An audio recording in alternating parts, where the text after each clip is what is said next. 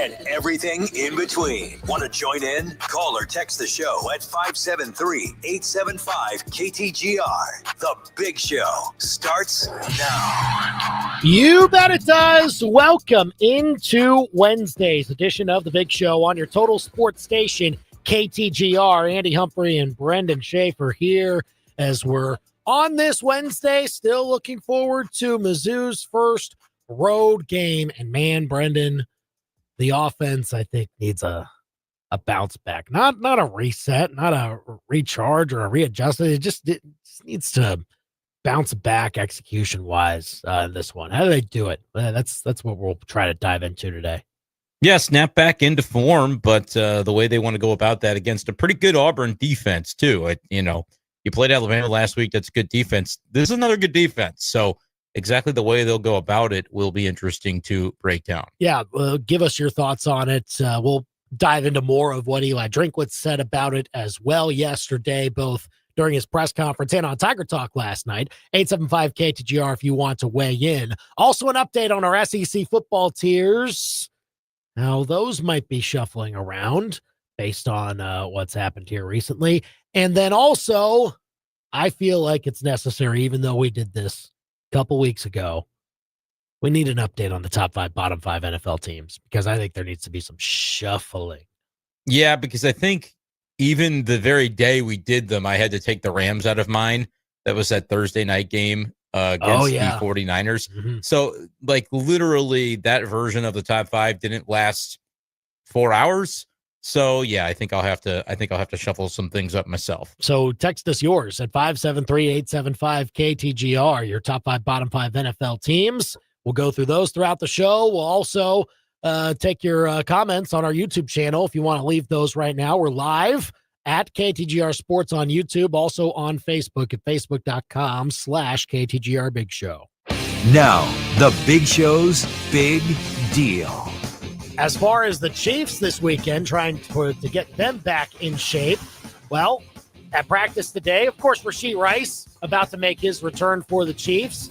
Rashard Smith held out of practice with an illness today, and a little bit of uncertainty around Josh Simmons not at practice. He obviously missed the game on Sunday against the Lions due to a personal matter, apparently a family thing back in California. But not much shared about the situation, and he does not appear to be back yet to the Chiefs. So something to watch for their rookie starting left tackle as the Chiefs get set to take on the Raiders. Of course, Mizzou, they got their left tackle back, Caden Green, who spoke yesterday at Media Day after his injury. He'll look to help the Tigers as they go and visit the Auburn Tigers this weekend down on the Plains for a 6:45 kickoff Saturday. That is the Big Show's Big Deal on this 15th day of October, 2025. You can call or text us here at 875-KTGR to tell us your thoughts on Mizzou. Again, it seemed, if you had to ask me, the team that, or the side of the ball that I was more worried about how they played against Alabama was the offensive side of the ball.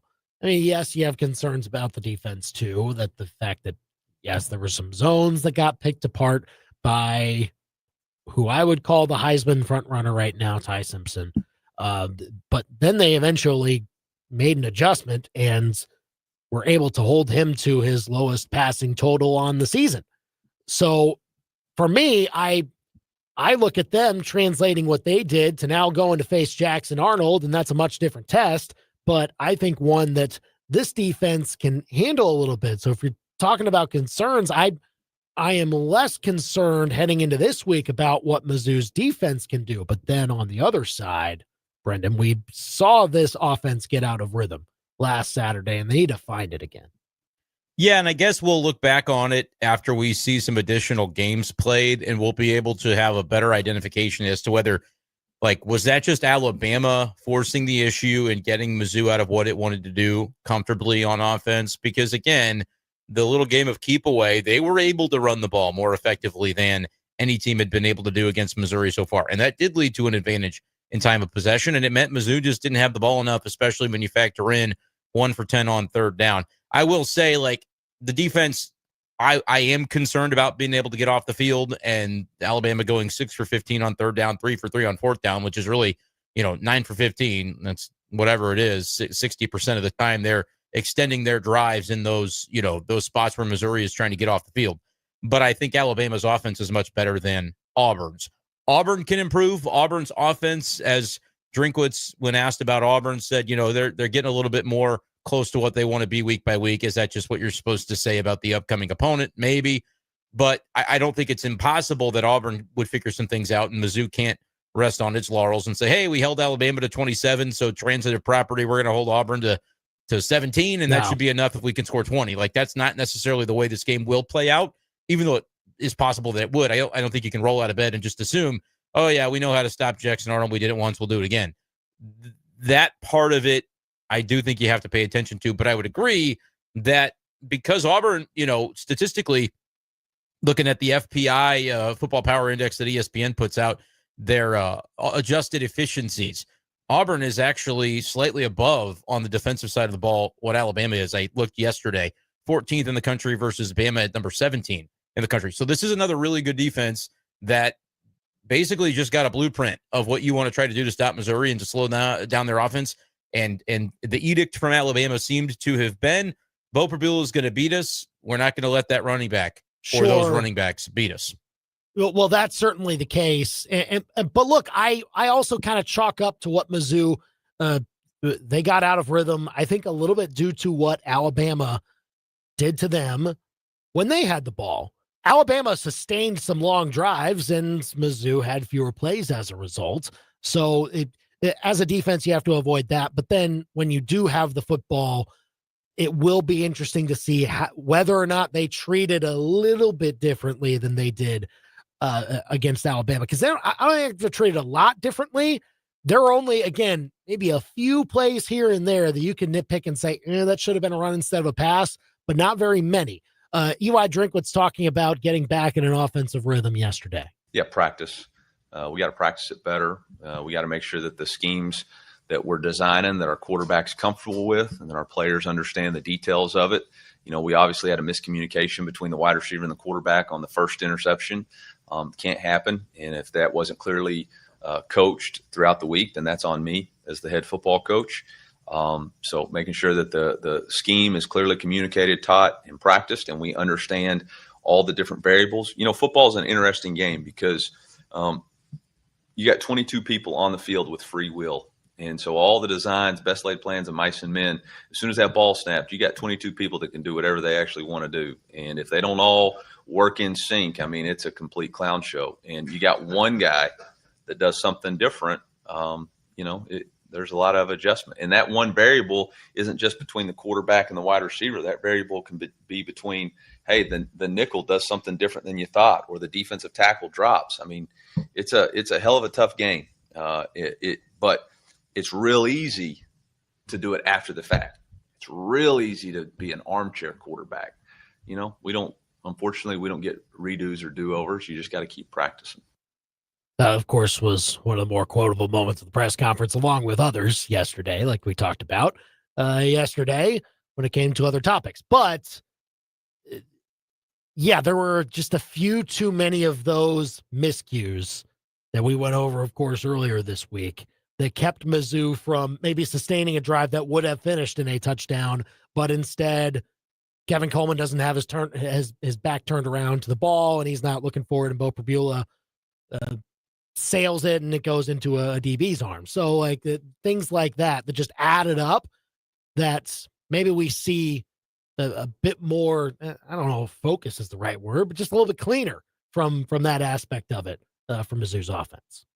Yeah, they have to execute. And I like Drink saying, it's easy to go back and look at what went wrong, be like, oh, this is what you should have done, but you don't get a do-over. And so they've got to execute it the first time. That's what it's all about in the spirit of competition, is being able to get it done. And the ones who do are going to win more of those games than they lose. And, Mizzou's only got the one loss at this point, and you can't allow your disappointment from that one to manifest and then it turns into two. This is a very winnable game. It's a road game, so it's going to be difficult. But in this league, relative to some of the things that you're still going to face, this is one that you got to get. And to get it, I think you're going to have to execute at a pretty high level offensively. And they just, we wouldn't I don't think anybody here would say that they did that in the game on Saturday. And so now what with Mizzou's offense? Like, what would you do differently if you had the do-over, I suppose?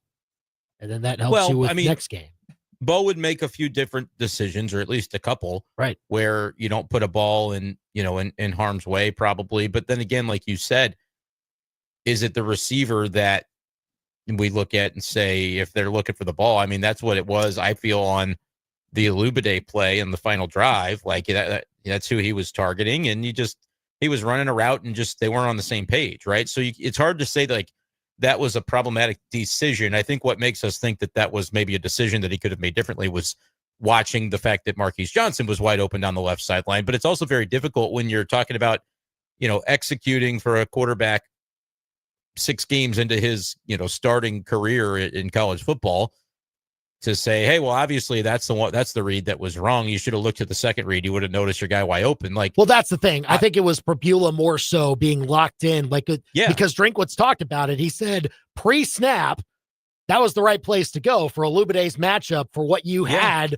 defensively in their alignment. But then things change after the snap, and I think Alubade got a little bit knocked off the route, and so you got to it's not as good as you were foreseeing it before the play. And so now you got to move on to the next thing. So I think it is difficult. That's difficult to do too, because a lot of times if your first read's going well and you're moving the ball, you want to go, okay, that's what we're going to see this time. And I'm going to be able to deliver a strike. Right. But then you have to be able to, I think, at playing this position, as Bo will continue to learn, you have to be willing to see what else is going and get through those reads quickly. And if nothing's there, then you extend the play with your legs and try to keep your eyes down the field at the same time. It's asking a lot of a guy, but that's what the great ones in this league do. The ones that have the mobility that Prabula has, you got to match that mobility with, don't just have to run it yourself every time, but extending the play and then finding what's out there. Because as we've found on the other side, in moments, I think the pass rush has been very good for Mizzou's defense, but in moments where it doesn't get home, those mobile quarterbacks on the other side can extend a play, and it's hard to ask your secondary to keep covering for 3, 4, 5, 6 seconds.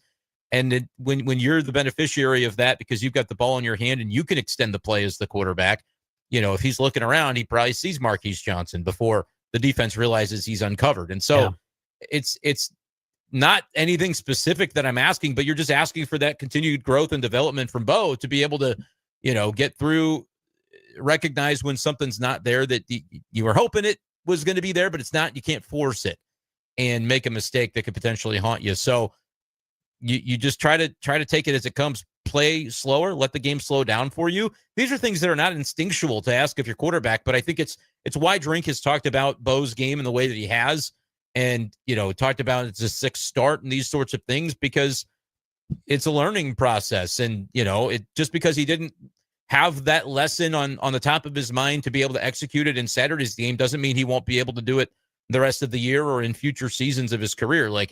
It's one game out of a larger sample that's going to continue and grow and build. And I think he even referenced Brady Cook, being a guy that early in his Mizzou career as a starter, we looked at and said, oh my gosh, he doesn't make the right decisions. He doesn't execute when it's time for that big game drive to win it.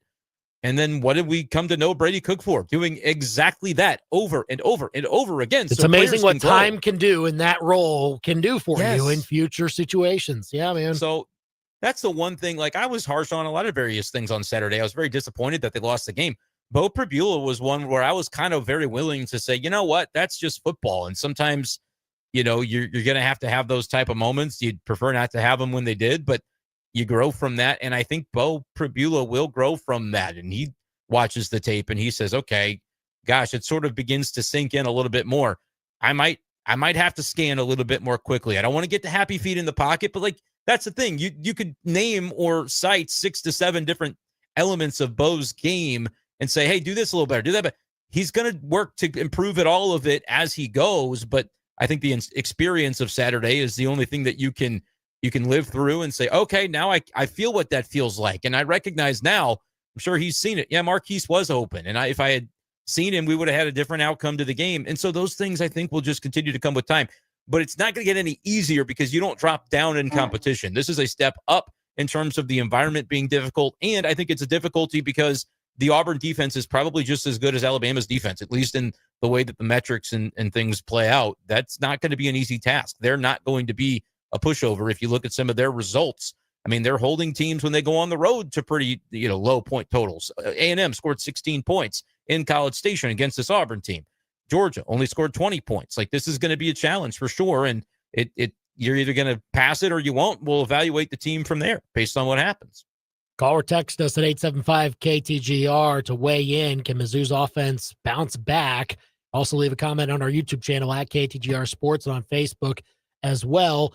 Maybe the answer is, I don't know, more Donovan Olubade in some of these situations. Well, that's an answer. I feel like that's what you were fishing for too when you asked what would you do? Well, yeah, that's one of the things I would do. Donovan Olubade. Eli Drinkwitz did talk a little bit about that on Tiger Talk last night. Take a listen. Man, what a terrific kid. I think Jacob Peeler did an unbelievable job recruiting him. He's a high-level player, great competitor.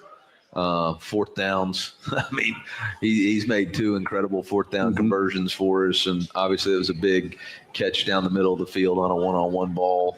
Just got great skills, good in and out of breaks. We got to continue to push for him to get on the field more because he is proven to get open and proven to be able to make contact catches. The last part there, Brendan. Got to push to give him more opportunities on the field because he has proven to be open and proven to be good for himself. Yeah. And I think that's probably going to manifest one way or another in the upcoming games. Like, if the head coach is saying we've got to do that, either he's just blowing smoke or he recognizes that we've slow played him because we're seeing how he learns and grows through the role. But now that, we're seeing the consistency of what he's been able to do and the separation he gets, I think it's going to manifest into more playing time. And I think that is appropriate. I think it's time for that. And like I said, whose expense does it come at on a given play? Maybe it's everybody's on a given day that, this guy's getting handful fewer on the snap count. This guy's getting a handful fewer, whatever it looks like. But that's the kind of player that you put on the field and you scheme stuff up for him, get the ball in his hands. I think that's been a really productive connection that him and Prbula have had on the limited times they've had it, notwithstanding the final play of Saturday's game. So yeah, I get he's a true freshman, but we're halfway through his true freshman season. And this is not, 10 years ago where you're like, oh, our true freshmen are kind of the red shirt guys and we'll kind of mix them in, but if a guy can play, a guy can play. And at this era of college football, I think you've got to recognize that and react and respond accordingly. Now that you can't blame a coaching staff for bringing a freshman along slowly, but we're halfway into the year and I think he's demonstrated that he's got some chops. And look, that's certainly gone now, and I'm sure he's played in every game to this point, so the red shirt's already gone. Like, you don't worry about that anymore. Which is great. And so, you can now use Donovan Olubade as much as you would like to without any kind of the threshold at this point because you already know the outcome of what the red shirt year is. It's gone. I'm interested in the dynamic of him saying that too, though, because for me, if I were in the position that Eli Drinkwitz is in, and I'm going on the road for the first time, and I'm, about to face as you mentioned, a very tough defense. And I do, in the back of my mind, think, yeah, Donovan Olubade looked a lot better than in that sequence, at least, than a lot of our wide receivers might have that day. Maybe we should give him more opportunities, but maybe I shouldn't say it because then Auburn's going to catch wind of that and then be a little more ready for him.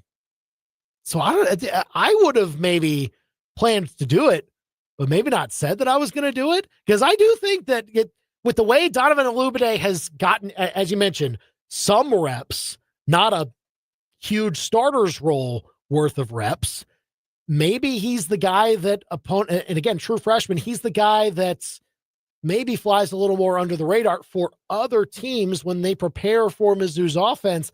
I would have maybe just planned to do it subtly and have this be a game where he can really make an impact. I don't know. I just think about the chess match of. Yeah. I mean, there's the coach speak that happens where a coach says, we've got to do this, that, or the other. And everybody's looking around going, well, you're the coach. You can decide to do it. And so a guy might say something and then it may not come to fruition. Like, I don't think this is going to suddenly be the unleashed Donovan Olubade game. Just because Drink said at Tiger Talk that they need to get him on the field more. I think that's more until we see it. it is more of a coach speak thing for me. I am checking this out courtesy of Joey Van Summeren on SI. Yeah. Listing the snap counts from the game. I don't know. I'm not reading through to figure exactly where he came up with this, if he charted it himself or who's got that data. He probably did. Like, went back, looked at the game, yeah. But either way, Alubade was listed 15 snaps, 27% of the offensive snaps, compared to Marquise Johnson was at 86% of the snaps, Joshua Manning at 75%, and Kevin Coleman at 70%. So just, again, it's not to say that there's going to be any one guy that you're going to bench or anything, but if Alubade is getting the same as those other guys, or if, you cut 5 from each of them and all 3 of those guys are still playing, 60% of the snaps or 50% of the snaps, but Alubade now is grabbing 5 from each, depending on where they are comfortable positioning him, because every wide receiver is playing a different wide receiver role in the offense as well. But that can get him up to 50% of the snaps just without even really, substantially taking away from anybody else. You can find ways to do it if you want to do it. So if it's a priority, they'll get it done. I'm pretty confident about that this Saturday. I wonder what it could be for him this weekend. And again, it seems the Mizzou's offense has been smart to try and put the ball in his hands a lot of the time. For the limited snaps he's played, he's made a lot of plays, it feels like. In big moments. Some huge moments, 4th downs. It's like 4th down catch against Downs. Kansas. Yeah. It's been the drive on, the drive where the touchdown was scored. He is on the field making plays. Like, if you just take a step back and say the season's halfway over, this player has been seen limited, but when he's out there, we're choosing to have him out there at the most important part of the game, and he's been one of the favorite reads of the quarterback during those moments. Mm-hmm. And he's come through more often than he ought to, based on just like your standard good receiver. I would expect a good receiver to make some of those plays. He's made those plays more than he has any business making as a true freshman. Like the 4th down in the Kansas game was outrageous, some of the plays that this guy makes. So, yeah, I would say, is the coaching staff worried to an extent about overexposing him? It just seems counterintuitive to say, well, there'd be a reason to keep him off the field, even though when the game's on the line, when the biggest moment happens, I want to make sure he's out there. Like, well, maybe we get some points before that big moment arrives and we're running the ball instead in those big moments. You know what I mean? So I don't know. I'm not saying that there's like an obvious answer to it, but I guess I am. Play the guy a little bit more, little by little, build him up and see if he can be a more complete player for you. James texted in, memo to Kirby Smart. I believe you mean Kirby Moore. Right, Kirby Moore. Run the damn ball. That too. Total is 43.5 points on Saturday. Yeah, this is not going to be your shootout type of game, Andy. I think these possessions will be valuable. If you give up a turnover in the red zone, you're going to regret it. Like, these are going to be, it'll be nip and tuck against this Auburn team. Auburn started out as a favorite at home. I believe the spread is flipped to favor Missouri by a small margin. It's not really that different with how we talked about the Alabama game, coming down to those key moments and who makes fewer mistakes and who capitalizes on the mistakes of their opponent. I just think it's a team that's not quite Alabama on the field, but they're playing on their field. So you have to account for that and know that the energy in the building is not going to be in your favor. So can this offense get going for Mizzou again? After their first loss against Alabama, they go on the road to take on Auburn. Call or text us at 875-KTGR if you want to chime in. By the way, in case you haven't heard, we haven't talked a lot about it on this show this week, but just a reminder, if you want to watch Mizzou Auburn with us, you can do so over at the Deuce Pub and Pit. That'll be a fun time. We'll have the party starting at around 6:15, about 30 minutes before kick. Free flight by Yuengling while it lasts. I mean, that's a deal right there. They've got some happy hour specials that they'll be running over at the Deuce as well. We'll give you a chance to win some Mizzou football tickets. We'll have drawings for that for some future home games. So there's 2 left, obviously. And so you'll get a chance to win some tickets for that. If you want to RSVP, you can do so on our website right now at ktgr.com or on the KTGR app. See a lot of the details there. Also on Facebook, be sure to see the details for that. And we'll see you at our Yuengling watch party coming up on Saturday. That should be a lot of fun. Can't wait to see everybody, and we'll commiserate over the game together. Hopefully not. Hopefully it'll be celebratory. all afterwards. But either way, it'll be a fun time. Go and get all the details over on the KTGR app. All right, up next, we have to update it. Because I have some shuffling to do with this list. The bottom 5 NFL teams, I feel like I got that quite wrong too. We'll get to that. Yeah. So there's some edits to it. Some edits. Get the white out. Yeah, exactly. And the top 5 coming up at 5:25. But we'll update our list coming up next year on the Big Show, KTGR. The Big Show with Andy and Brendan continues next on your total sports station, KTGR. Hungry for the best wings, burgers, and tacos in Central Missouri? Head to JQ's on High in the historic east side of downtown Jefferson City. With vegetarian and gluten-free options, there's something for everyone. And the patio's open for summer. Planning an event? Let JQ's bring the flavor with catering and our full-service food truck. Find us on Facebook at jqsonhigh.com or email us at jqsonhigh@gmail.com with any questions. JQ's on High. Real food, real people, real good. Pro Designs, but better than a billboard. Hey, this is Jimmy with Pro Designs, and maybe you've heard, we're the vehicle wrap specialist, but branding your business doesn't stop there. At Pro Designs, we can wrap your walls, windows, even floors. Go to prodezigns.com. Come see them at their locations in Eldon or Columbia off Rangeline Street and I-70. Pro Designs, but better than a billboard. Welcome to Macadoodles. Macadoodles does game day like nobody else. Whether you're tailgating or hosting a watch party, Macadoodles has you covered. With more than 3,200 wine labels, 1,500 spirits, and 600 craft and imported beers, and delivery right to your tailgate or doorstep, the days of making a beer run are over. Macadoodles delivers, providing unmatched selection at unbeatable prices. Drive through today or come inside and experience our world-class customer service. Who does game day like nobody else? Macadoodles does. My name is Taylor, and I have had insurance with Phyllis Nichols and her team for over 9 years. One of my first and only auto claims for me personally came when we were on a long road trip, and I was maybe following a semi-truck a little too close, and we all know when those rocks pop up, crack your windshield. First thing I did the next day was call Phyllis. Phyllis handled the whole thing. She got us into, I think, one of the local vendors to replace our windshield, and within 24 hours, it was done, it was over, and made it a very seamless process.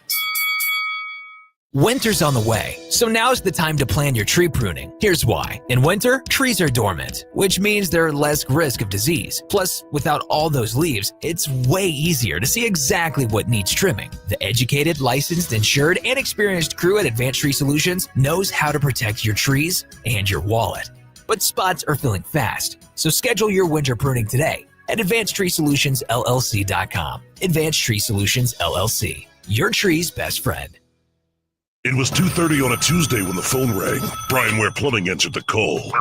It was a dismayed wife. Fresh off vacation, her and her hubby came home to a wrecked water heater. It had sprung a leak, a bad one. So while the plumbing team took care of that leaky water heater, Brian's certified restoration guy, Josh, with 2 decades of experience, came in to restore the area and stop mold in its tracks. Another day, another job, another expert added to the team. Ho-hum. Better call Brian and unplug your plumbing problems. BrianWarePlumbing.com. On game day, every needs a. And every tailgate needs Kingsford charcoal. And a match. Whatever lot you're in, whatever you're grilling up for your fellow Tiger tailgaters, Kingsford charcoal is the official charcoal of Missouri football. Without it, you're just standing around in a parking lot. Since 1920, Kingsford has been proud to fire up your tailgates with friends and family. Kingsford.com.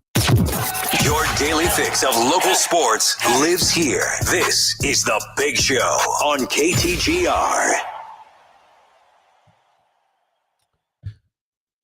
So tell us if you think the offense can get going again for Mizzou as they go and take on the Auburn Tigers this weekend on the road. 573-875-KTGR. And tell us what you think your score prediction is, too, as we get closer to that time as well. I think it's also kind of interesting with the Auburn side of things. I haven't read much into the situation, but it appears their running back is maybe going to be out for the rest of the year. Like, because he's. Which one are you talking about? I'm not even sure. I haven't read much into the situation. Okay, but, so they had a running back, Damari Alston, I believe is who you're talking about, who has been dismissed from the team. Okay, like he's not out; he's just dismissed from the team. Yeah. He was at that threshold of red shirt, not red shirt, and I think it's a case where he was playing, but he probably wasn't playing as much as he thought he should have been, and the offense is struggling, and so you can see there's maybe some inner turmoil there. But he was a team captain. This is a player that was named a captain and then gets into the situation where he's at 4 games played, not playing as much as he wants. And then earlier this week, I believe it came Monday, announced that he's been dismissed from the team, not meeting the expectations of the team. Very strange situation. Because again, it's not like he was contributing in a major way to the offense, but does it speak to more beneath the surface about what's going on under Hugh Freeze's watch right now, where like a month ago you thought this guy was a team captain. Whenever it is that you named your captains before the season, this was one of your guys, and he's no longer going to be there. And there was, I believe, a defensive player on Instagram that kind of responded to a post and was kind of in support of the player who's no longer his teammate. And so that's not a great optic, whether you have lost 3 conference games in a row by the skin of your teeth or not. And that's the situation that Auburn is in, right? Billy posting here for us that Jackson Arnold was quoted saying, "What happened was unfortunate, but I really don't have anything more than that to go into detail." Freeze said he failed to meet the expectations of the program, hasn't done something horribly or awfully wrong. Would you say that if you're named a team captain, asking for a red shirt is probably not up to the expectations of the program? I would say that's not a good look, whether you're playing or not. Like they voted you a captain for a reason. So like that's the situation that they're in. Make more of it than what it is, make less of it than what it is. However we want to approach it. But I would say that it's something to monitor, because again, my contention is with this Auburn team. If you get into a situation where you punch them in the mouth early, do they have the toughness? Are they doing Toughness Tuesday over there yesterday or not? Because they have had 3 close losses where they let games slip away. And you can blame the refs for a couple of them if you wanted to. But what does that get you on Saturday night? It doesn't get you much against Missouri, because those games have happened. So you can sort of see the makings of a team where the threads, if you pull at one, they could unspool pretty quickly. And that's why I think a fast start is going to be imperative for Mizzou, especially. I mean, the way that they started against Alabama was fast. You wonder. I defer. I always like to defer. But if you get the ball and you can run it down their throat like we did against Alabama, but they no might matter what, unravel. No matter what, opening plays on offense or opening drives on offense have looked very good. So far, so good. The opening script has not every game, but almost every game has resulted in a touchdown. And it did against Alabama this past weekend. So I think it has to happen again. And again, your defense has to get to the strong start that you would expect from them. But then once you get to that point, once Auburn gets a bit of a book on you on what you want to do, how do you adjust, and how does the execution look after that point when Auburn throws some different things at you defensively? And so we'll see what that looks like for those teams. All right, let's get to our bottom 5 NFL teams. Well, I said I needed a lot of shuffling, not even necessarily when it comes to the teams that are in the bottom 5 specifically, but just the ordering.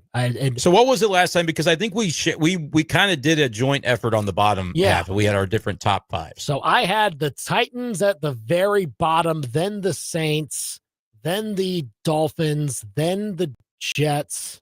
Or actually, no, I had Dolphins as 5th worst. I had the Browns as the 30th best team, and then the Jets, and then the Dolphins were the 5th worst for me. Okay, and you think we need to adjust from there? Okay, I don't think we need to adjust the bottom team. Who was the bottom team last time, and who are you saying it should be this time? Titans are still the bottom team. Sorry, Billy. Titans have a win, though. They do have a win. They don't have their coach anymore, right, Billy? That's correct. The Lord. It's the first time we've gotten to hear from you on this as well. Yeah. Your reaction. Take us back to the moment where you learned the news. It was a sunny day. No clouds in the sky. Just Birds smiling. Yeah. I mean, listen, he's young. This doesn't mean he won't be a good head coach one day. It doesn't mean, he won't be a good father. He's not a good husband. Just was not the time and the place. He's and not he was a good by husband. no means equipped. Wait, what? I think Billy's saying it doesn't mean it doesn't he mean that he good will at those be other a things. hit. Okay, all right.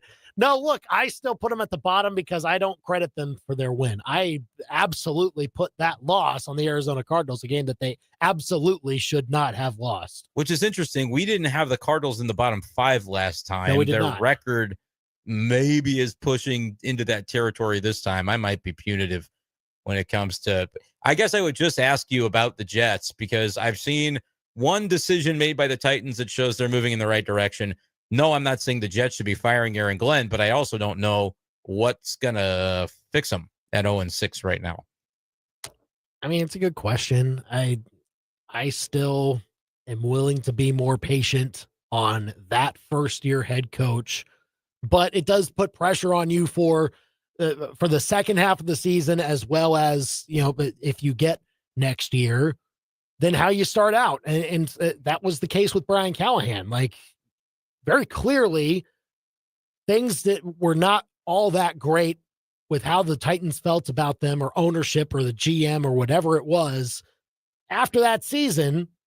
And this early into 2025, he gets shown the door. So, look, I don't doubt that it can unravel quickly, but I would like to think that, and it's so backwards from how I've treated the Jets over the years, but maybe you give them a little more time and things start to look on the up and up. Like, the young team still, a quarterback that maybe isn't your future, but maybe it gets you to the next guy that could be your future. Oh, he's getting them there kicking or screaming at this point, but it's not with any wins.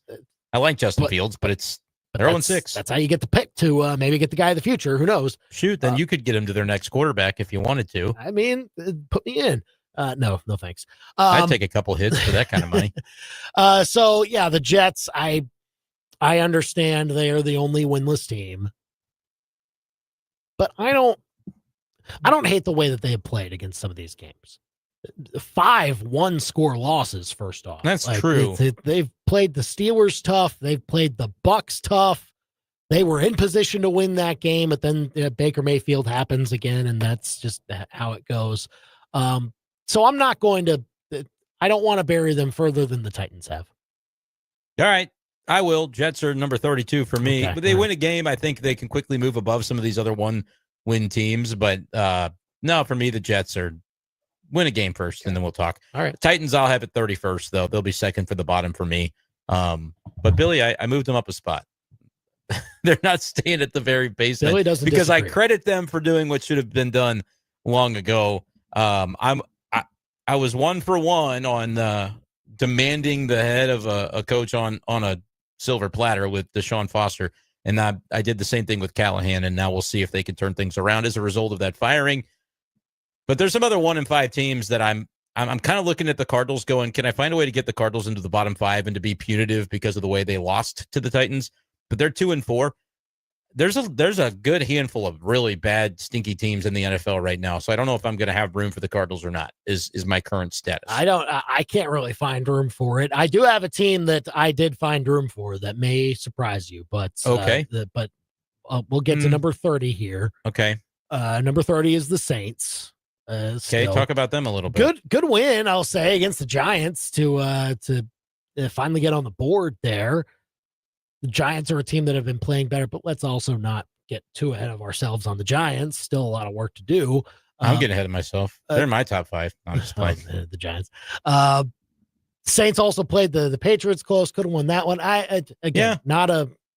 Not a good team by any means at this point, but have shown that they can be squirrely against a few opponents since the last time we did this. So I elevated them a spot.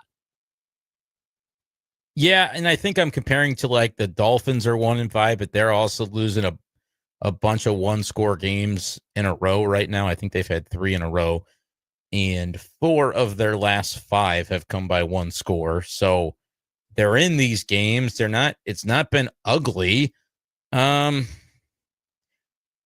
If I'm being honest, there is a team for whom it's been real ugly. It's the Ravens right now. I'm just going to put them right here at number 30. That's the team that I was going to put at number 28.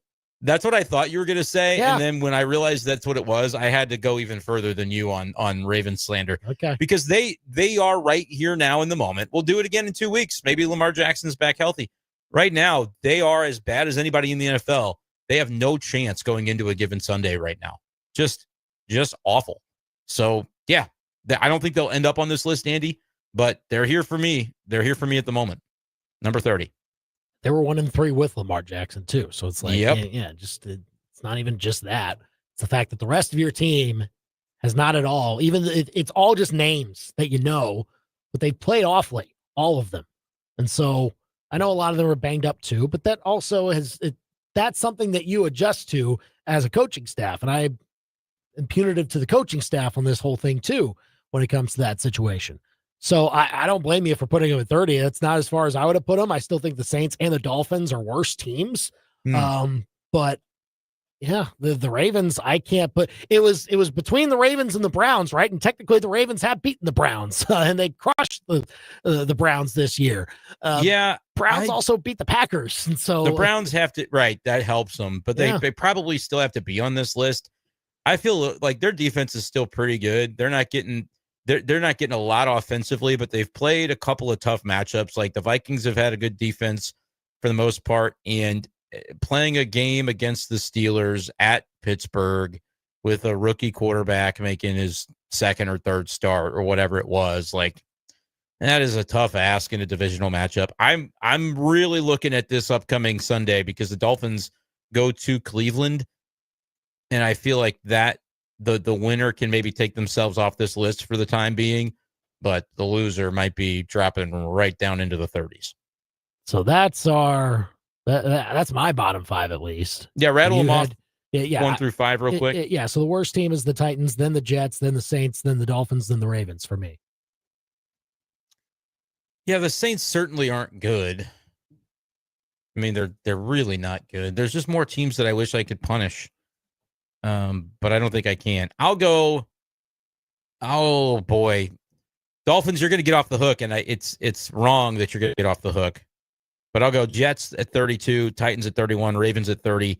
We'll go Saints, and then I'll probably go Browns because again, for all the problems the Dolphins had more expectations than these other teams, so that's why they're like. If I made my bottom 5 most disappointing, Dolphins would be in there, but the Browns, I think, are a worse team at the moment. Well, the Ravens definitely had more expectations than that, bro. Right? Yeah, they're all the way down there. Being punitive to them feels right. The honorable mentions for me, it's just the two. It's the Dolphins and the Cardinals. If the Dolphins lose to the Browns, they take the Browns spot. And if the Cardinals don't turn things around, they're on watch to potentially enter this list when the Ravens get their act together. Raiders have not looked very good either. I'll say that even during Raiders week. I'll say what the Raiders are lucky to have? Yeah. 7 other awful teams in the NFL this year. Oh, yeah. Because there's some stinky ones. Like the Giants have saved themselves from this despite a 2-4 record, but those other 7 teams that we talked about I think they're all downright bad. I wouldn't feel that way about the Cardinals if they had just handled their business against the Titans. They'd be nowhere near this conversation, but that was a one bad Sunday that gets you in the conversation for this list for sure.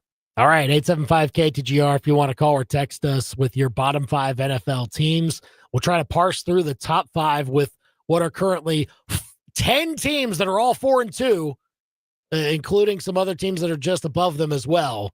None of those teams, by the way, are the Chiefs. The Chiefs crack the top 5. Tell us what you think. We'll get to the top 5 at 525, but Under the Bus is coming up next. Oh, DePope. He broke the heart of this one. Cubs fan was trying to relate to him. That's next.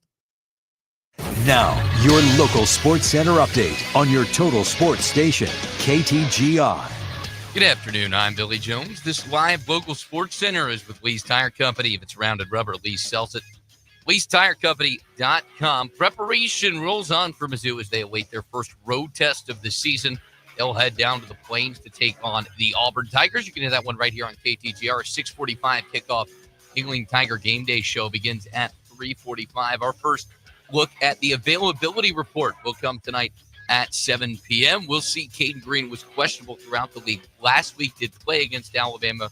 Will he be featured? Big news this week at Auburn. Damari Alston, starting running back, has been dismissed from the team.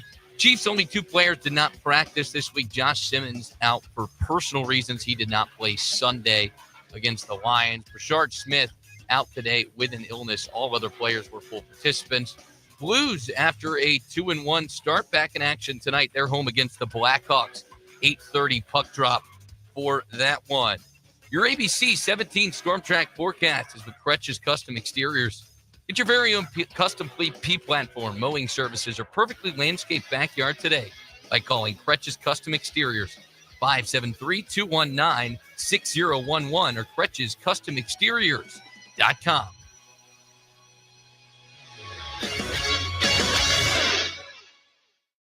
I'm ABC 17 Storm Track Chief Meteorologist Jessica Hafner. I'm tracking clear skies tonight as temperatures drop down into the low 60s. Expect another warm day tomorrow. We make it into the low 80s with mostly sunny skies. By Friday, we're into the mid 80s, but I'll be tracking storms late in the evening. I'm ABC 17 Storm Track Chief Meteorologist Jessica Hafner, and that's your ABC 17 Storm Track forecast on your total sports station, KTGR. Did you miss the Mizzou Play of the Week? Prabula, 5 in the box for Bama. Takes the handoff to Hardy, looks, throws it. Caught by Norfleet to the 10, to the 5, to the house. Touchdown, Missouri. Just floated it out to the 6'7" tight end on the right sideline for a 26-yard touchdown pass and a Missouri lead. The Mizzou Play of the Week is powered by Yingling. Your home for Mizzou football is KTGR. Your to-do list keeps growing. Stop and breathe, because Bax Homeworks has the ultimate team for getting things done in 2025. Big or small, they truly do it all. So simplify the workflow and leave all that to Bax. Bathroom remodels? Check. Building the best deck? Yep. Patching the drywall? Easy. What part of they do it all did you not understand? Schedule your free estimate today. Then sit back while Bax Homeworks does their thing. Find them on Facebook or at BaxHomeworks.com. Bax Homeworks, getting your to-do list done. It's that time of year again. Hit a deer, win a cow with FPP Body Shop. Listen, I'm not saying actively crash your vehicle into a deer, but if you do hit a deer, FPP will ease that stress with a $20 gift card to Fulton Worst House. And you'll be entered in to win the grand prize, a $500 gift card. Man, I tell you what, winner last year had a cookout with every meat known to man. He all right? Yeah, Billy. The winner will be popular again this year, too. With FPP, it's easy as 1, 2, 3. Hit a deer, win a cow. FPPBodyShop.com. 1851 Underground in Fulton is a unique spot with delicious menu items like the prime rib sandwich, sliced and stacked with pepper jack cheese, caramelized onion, creamy horseradish, and crispy onion straws, all on ciabatta bread. Grab some friends and check out the daily happy hour from 3 to 5, weekends included. Enjoy a craft beer or a cocktail. It's no secret, but it is underground. 1851 Underground Tap and Grill in the historic Brick District, downtown Fulton. Let's talk numbers, because if you're a fan of stats, you'll want to hear this. Flight by Yingling has just 2.6 carbs and 95 calories. It's light beer that actually brings some game day flavor. Whether you're at the tailgate or watching from the couch, Flight delivers that crisp, refreshing taste without the extra baggage. Brewed by the oldest brewery in America, so you know it's legit. Flight by Yingling, the next generation of light beer. DG Yingling & Son, Pottsville, Pennsylvania. I'm Michael Agnew with API Project Fitness. At API, we're dedicated to helping you reach your fitness goals with workouts that are motivating, challenging, and effective. Our group classes are high energy and designed to maximize your time with efficient movements and smooth flow. There are real results here to find, whether you're just starting out or ready to push it to the next level. API is where hard work meets progress. Everyone needs a fitness routine. Let us be yours. Sign up today for a free trial at APIProjectFitness.com. You know your former golf bag? It's not just holding up the weed whacker on your garage wall. It's also holding cash. Same goes for that rowing machine you swore you'd use once. At Play It Again Sports, turn your gently used gear into money in your pocket. Bring in your old golf equipment, fitness gear, softball bats, baseball cleats, and more. Cash out and keep it, or trade up to something better. Play It Again Sports in Columbia. Think of them first so you don't finish last. Play It Again Sports, ColumbiaMo.com. Shangri-La is proud to be a part of every black and gold home game this season at the Zimmer Tiger Tailgate. Swing by our tent to play games, win prizes, and hang out with Missouri's top team of cannabis aficionados. Want to join the fun? Pick up your free Tiger Tailgate tickets at any Shangri-La location. Then come find us on game day. We'll be bringing the energy, the prizes, and the community spirit that makes Tiger football unforgettable. Shangri-La Dispensaries is paradise found. ShangriLaDispensaries.com. The best local sports talk around on your ride home. You've got The Big Show on KTGR.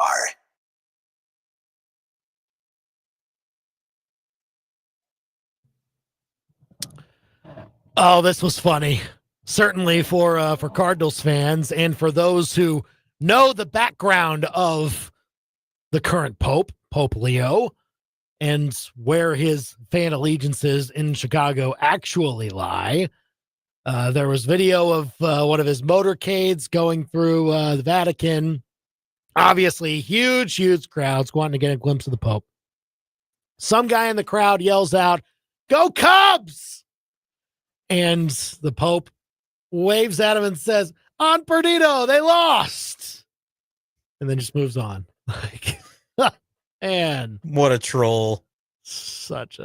Yeah, he's a White Sox guy. Don't you know? Come on, man. Remember the day that the Cubs claimed him and they were totally erroneous and wrong about that? Yeah, wasn't it their social media account that put up like a billboard sort of thing or like they're on their letterboard outside of It Wrigley. was on the marquee. Right, it was on the marquee at Wrigley and like they tweeted it out, but that was on the stadium, that claimed that that the Pope was a Cubs fan, and it was because of one thing that was said on one news broadcast where I'm convinced the person was just like making a joke. They said, "Oh, he'll be the first Cardinal who's a Cubs fan." Haha.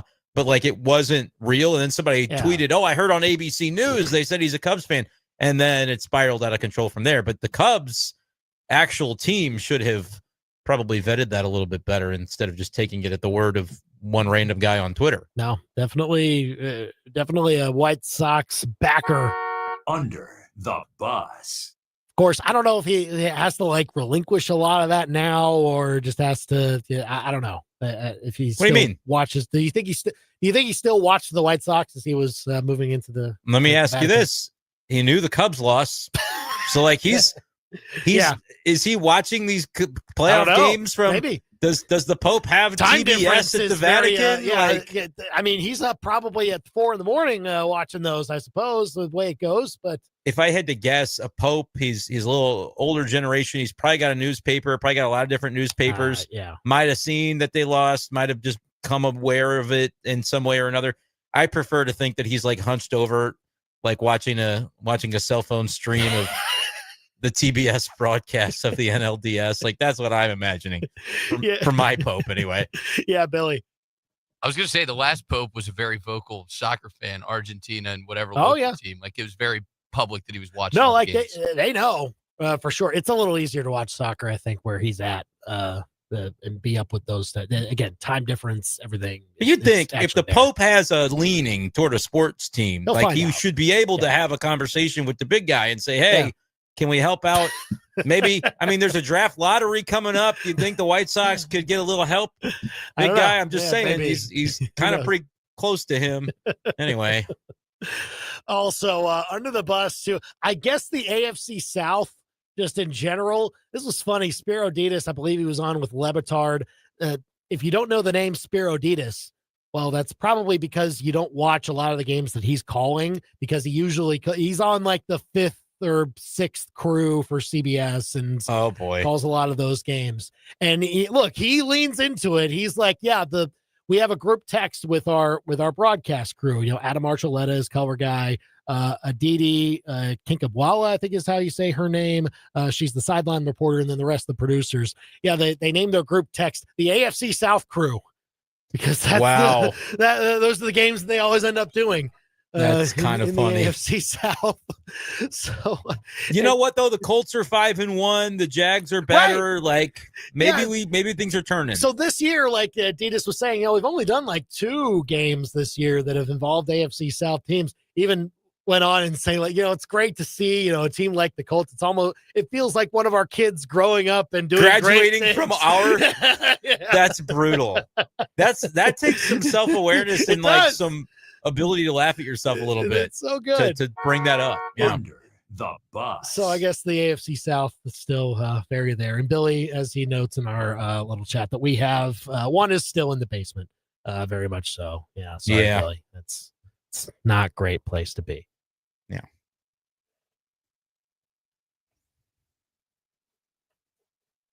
Eli Drinkwitz named to the watch list for the Bear Bryant Coach of the Year award, which he has obviously been up for before, but once again showing that he's worthy of it already this year. Again, one loss to Alabama doesn't change much for Mizzou's season. They can still pick it up and reach their goals. We'll see if they can do that. Absolutely. And there's a lot of football left to be played. A lot of football left to be played and things to be decided. And it'll be decided on the field. That's the way it ought to be. All right. But now we have to update our SEC football tiers. So what will that look like after this past weekend of the SEC slate? So we'll do that at 5:05, and we'll also have our top 5 NFL teams to bring to you at 5:25. Text us with yours at 875-KTGR here on The Big Show.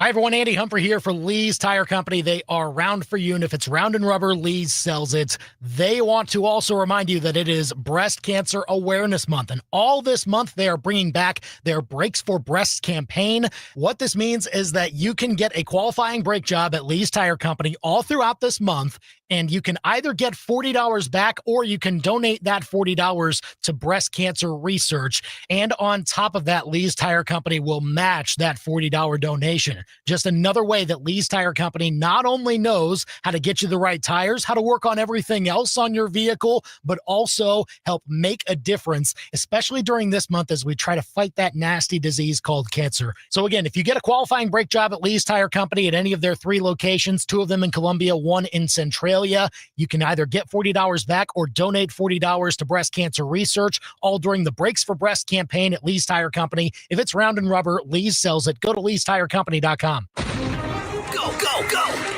Sir, the bugs have taken over the entire neighborhood. They took out the Thompsons, the Joneses, and the Smiths. I don't know how much longer we can hold on. Calm down, soldier. Reinforcements are on the way. Holy protector of pest control. Steve's Pest Control is currently en route. As the season changes, you may notice spiders, wasps, and mice trying to enter your home. But don't worry, the pros of Steve's Pest Control are ready for battle. Before the fall invasion attacks your property, calmly, quietly, pick up your phone and call us at Steve's Pest Control. We've been protecting businesses, homes, and neighborhoods all over Central Missouri for years, and we can protect yours too. I'm Steve with Steve's Pest Control. We will eliminate your pest problem and stop the fall pest invasion. I guarantee it. Now you got a friend in the pest control business. Steve's Pest Control. KTGR AM Columbia, KTGR FM Fulton Columbia, K286CL Columbia, in Missouri's total sports station. KTGR is Sports Center. I'm Ed Bank, and we start with the ALCS, where the Seattle Mariners look to move one step closer to their first ever World Series appearance. Seattle leads Toronto 2-0. They will play Game 3 in Seattle tonight. Seattle manager Dan Wilson talked about the impact made by Josh Naylor for his team. What I've seen from Nails, and I've talked about it quite a bit, is just one of the smartest players I've been around, and just how he sees the game, how he plays the game. He plays with a lot of intensity. You can hear tonight's game on ESPN Radio with our coverage getting underway at 7:30 Eastern. Game 4 will be tomorrow, as will Game 3 of the NLCS between the Dodgers and Brewers, with LA holding a 2-0 lead. All postseason games can be heard on ESPN Radio. To NFL news, 49ers quarterback Brock Purdy returned to practice today. 49ers play the Falcons Sunday night. Bengals defensive end Trey Hendrickson is listed as questionable for tomorrow night's game against the Steelers. He missed the second half of last week's game due to a hip injury. Rams receiver Puka Nacua did not practice today. He is dealing with an ankle sprain. The Rams play the Jaguars in London on Sunday. Dolphins quarterback Tua Tagovailoa called out his teammates on Sunday, later apologized for his comments today. ESPN Radio is presented by Progressive Insurance. Keep your career moving forward with growth opportunities, great pay and benefits, and one of the country's top workplaces. Go to careers.progressive.com and apply today. From Faro. 15 to the 10, to the house. Bush. Back to the wall, and it's got her. And Arrowhead. Touchdown! Kansas City! To your speakers. This is the big show, baby. Get fresh takes on the biggest sports stories in mid-Missouri. Right now, this is The Big Show with Andy and Brendan on KTGR. So we will update our SEC football tiers here in a bit. You can call or text us with yours at 875-KTGR. We're also live on YouTube as we speak. Go and leave us a comment. Subscribe to our channel if you haven't already at KTGR Sports. We're also live on Facebook. And, just tell us who is near the top of the SEC at this point. How would you tier out all of these teams? And then at 525, I said that I did a lot of shuffling with the bottom five just now, bottom five NFL teams. I did more with the top five, even more. So we'll get to that as well at 525. Call or text us here at 875-KTGR. But first, it's 5 o'clock. It's time for the top 5 at 5 on The Big Show. Number 1. If you want to trade away for curtain number 1, you can have curtain 1. Well, we talked about it. Mizzou going to Auburn on Saturday night, 6:45 is the kickoff down on the Plains. They got to get the spark from the offense compared to what we saw against Bama. 1 for 10 on third downs, and that game really did come back to haunt Missouri. And Auburn's a pretty good defense as well, ranked similarly to Alabama in some of the metrics. And you just look at some of their game scores, held Texas A&M to 16 points in a game in College Station, held Georgia to 20 this past weekend at Auburn. Like, it's good defense. It's an offense that hasn't been as strong. So you feel like if Missouri can put points on the board, that's going to be their path to winning the game. Maybe one of the ways that you do that, Donovan Alubade, we have to continue to push for him to get on the field more. That's what Eli Drinkwitz said. He's proven to get open and can make catches through contact. Yes, give him more of a workload, see what he can do. I'm all for that. Number 2. Number 2, your timing is impeccable. By the way, speaking of some SEC-related things, Billy Napier, new report saying that Florida's AD met with some boosters this week, and they might be ready to add their opening to the coaching carousel situation sooner rather than later. Florida plays Mississippi State this weekend, and so regardless of the outcome of that game, it's possible Billy Napier is fired. Of course, you've got the cocktail party against Georgia thereafter. I feel like they're wanting to get it done potentially before he saves himself with a win over Georgia, because that's not what they want if they've decided that financially the boosters are ready to move on. It's a sticky situation, but it would make for an even bigger coaching carousel than what we've already seen added to the mix. Number 3. As someone who's been housing Rashee Rice on a number of my fantasy football benches, I like the report from ESPN's Jeremy Fowler that the Chiefs do not look to ease him in. They want to give him a workload right away if they possibly can, as soon as possible. And I hope that it happens this weekend against the Raiders. Just something else to note, though, left tackle Josh Simmons, his status is completely unclear, honestly, right now. It's not known when the rookie starting left tackle will be back. Missed the last game to what they're kind of chalking up as personal reasons. We'll see. There's kind of a lot unknown about that status right now. Number 4. Oh, shanked it. Gold Glove finalists were named, and you got a couple of Cardinals on the list. Mason Wynn on the list, as is Victor Scott II. I really think Mason's got a chance to win it, but then again, Mookie Betts as a shortstop is also there as well. A whole slew of Royals, by the way, were listed. Number 5. What is the 5 fingers? Say to the face. Slap. Remember when the Cubs thought they had the Pope? Well, they don't, as he mentioned to once had Cubs fans at the Vatican. That's The Big Show's top 5 at 5 on KTGR. 875-KTGR if you want to call or text us. I will say that guy probably just wanted a response, and that's what he got. Not a real Cubs fan? Yeah, no, well, he may be, he may not be, but he was just cool to have the Pope respond to what he said. I mean, maybe it's possible it was a White Sox fan that wanted to, have fellowship with the Pope about the fact that they both didn't like the Cubs. So maybe he was fine with it. I don't know. I don't know that he could have assumed the Pope would shoot back with, hey, yeah, they lost, but that was a pretty good comeback. And I think actually Mason Wynn will win that Gold Glove. I think he will get it done. Victor Scott, I don't know. So, but no, Victor, I think PCA, as much as he's kind of, for Cardinals fans, feels like not as deserving. He led the majors in outs above average, I believe, but actually tied with Bobby Witt. So the Royals, did they have three? Michael Garcia, Bobby Witt, and Kyle Isbell? And Kyle Isbell, yeah. Were the three. So those are finalists. Bobby Witt was great defensively this year. I kind of, though, look at Mookie Betts and think that could be an issue for Mason Wynn. When you look at outs above average, Mason Wynn clears him for sure. But then you look at defensive runs saved. Mookie Betts ranked very highly. He's got the name recognition, the fact that he switched positions back to shortstop this year. It was like the fifth time he switched positions. Like, what's this guy going to play? What do you put him down as for, like, his baseball reference page? I don't know. Yeah, I think for the Dodgers, that's less of a concern. He kind of is able to, because of his athleticism, go where they need him. And this year that happened to be shortstop. So he's the one guy that I would worry about. I think Nick Allen of the Braves was the other one in the National League at shortstop. Not really that worried about him. But Mookie Betts could edge out Mason Wynn on that one. And I think Mason will get one in the future. I just don't know if he's going to beat Mookie this year. That'll be interesting.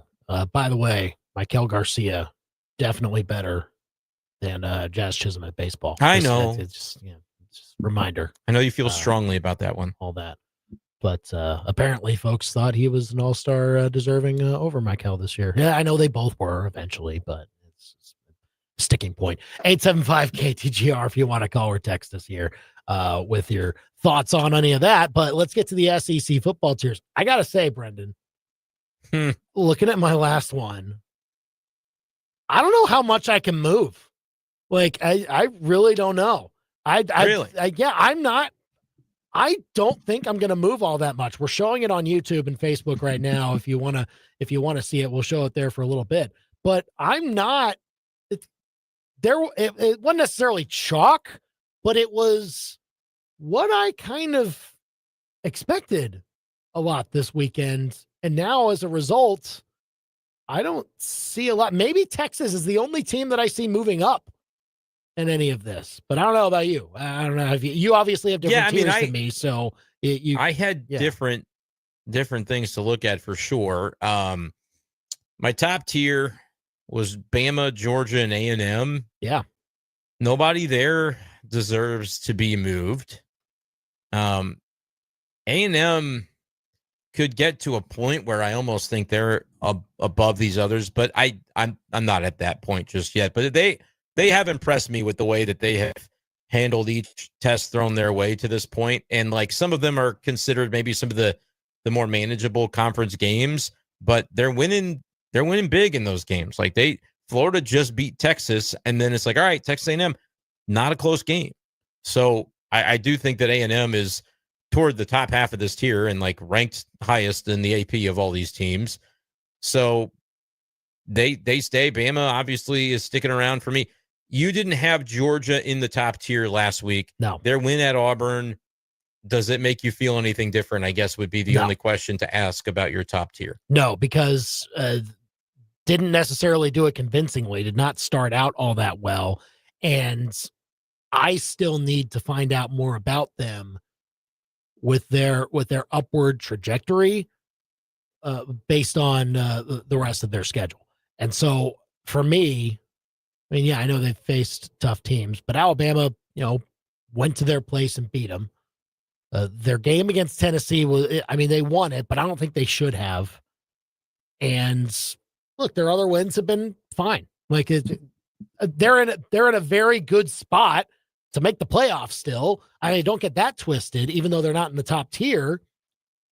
But to me, I think the teams above them have been proven to be stronger overall teams, I think.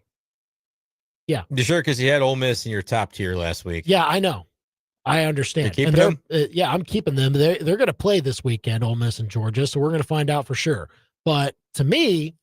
Do you feel like you'll be switching those in a week based on Ole Miss beating team they were favored by 31? So it is at Athens. So, I mean, I don't have any problem with Georgia being favored in that game. He's switching those here in a About a week.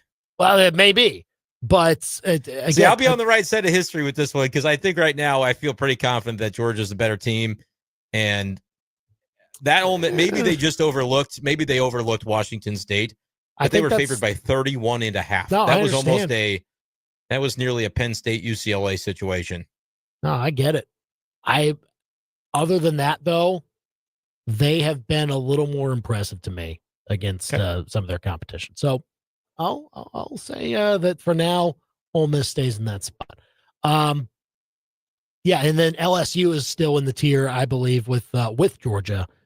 Yeah, you're leaving Georgia in the second tier. You're leaving LSU with them, you're saying. Yeah, so like LSU's loss is to a good team at Ole Miss. Like that, both of those teams have their only loss is to a team that's above them, but very clearly strong programs that if they get that signature win once again, they're right back in the top tier. Like it's almost the waiting room for me for the top tier for these two. So that's where I'll get. So I can't really put anybody outside of that tier that was already in it, and I can't add anybody to it to this point. Yeah, Tennessee beat Arkansas, but wasn't great. I'm looking at your third tier. Obviously, Missouri and Oklahoma lose from tier 3. I think Vandy was on a bye. They didn't play, did they? Yeah, I think you're right. So you don't necessarily have anybody to move up unless you're going to do something crazy with Texas, who you actually had down in tier 4 last week. So probably no movement there. I'm not loving Ole Miss for what they did, but I've got Georgia ranked above them. I don't need Ole Miss to leave second tier status this week. I don't need Tennessee to leave the second tier status this week. Man, Missouri doesn't have to leave either. You can stick around, Mizzou. Really? Yeah. No, they don't. I've got a team. Okay. This was the argument that you made about Georgia and LSU. Yeah. Their only loss is to a team ranked in the top tier. That's true of Missouri. Now, you didn't have Mizzou in tier 2 last week. No. And I did. They played Alabama, and they outplayed Alabama. They made a couple of mistakes that cost them.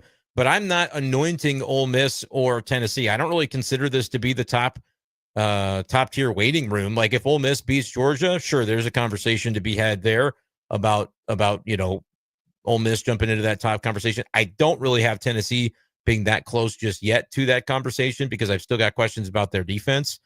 But Mizzou definitely within the tier has been knocked down a peg, but I don't view them any differently than the way you're describing an LSU being in your second tier. So I'm not really going to knock Mizzou down. I'll knock Oklahoma down because I was reluctant to move them up anyway. I think I moved them up on a bye week. But no, like what I learned from the Mizzou-Alabama game is that Mizzou's good. I learned it definitively, even though it came in a loss. It's not a moral victory, but I feel better about Mizzou's floor now than I did before that game. Because if they lose to Alabama like you did last year, or like you lost at A&M, I get those were road games. But if you lose by 20 points, now I'm like, oh, wait a second.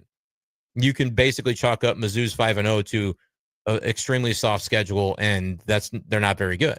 Yeah. No, Mizzou should have won the football game, and they didn't. I'm not moving them up. They don't get a reward. I'm going to leave them at tier 2. You lose to Auburn, where you're nowhere near that second tier.